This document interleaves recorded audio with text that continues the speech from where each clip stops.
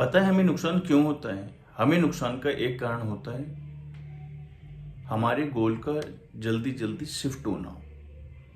आओ इसे एक एग्जांपल से समझते हैं। मान लीजिए हमने इन्वेस्टमेंट करी 10 साल के लिए, 15 साल के लिए।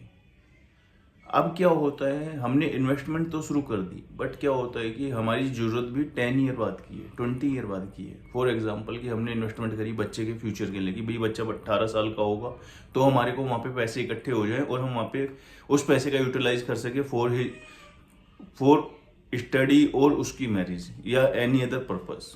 बट हम क्या करते हैं कि हम उसे ना डेली रिव्यू करना, देखना, यानी कि हम उसमें पेशेंस नहीं रखना। हम सोचते हैं कि हमारी तो वेल्थ जनरेट हो ही नहीं रही। अब हम क्या करते हैं कि जल्दी से या तो उसको उस फंड को बंद कर देते हैं या फिर हम उसमें से पैसा निकाल लेते हैं, तो वो वेल्थ जनरेट हो ही नहीं पाती। अगर हमारा ऑब्जेक्टिव लॉन्ग टर्म है तो हम 5-6 साल तक क्यों नहीं होल्ड कर पाते? अगर हम इतनी जल्दी जल्दी किसी चीज़ को रिव्यू करेंगे तो वो पैसे कैसे ग्रो करेंगे? अगर हम पीपीएफ में भी पैसा डालते हैं, हम सोचते हैं कि हमारा पैसा तो सिर्फ 5-6% से बढ़ रहा है, 5-6-7% तो वो जो पैसा है महंगाई ले जाएगी।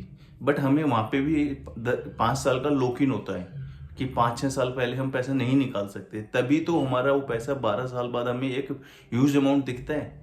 ऐसे ही म्यूचुअल फंड में होता है। अगर हम किसी भी इन्वेस्टमेंट में पेशेंस नहीं रखेंगे तो हमारा पैसा बढ़ेगा नहीं, हमेशा हमारा पैसा कम होगा। Thank you.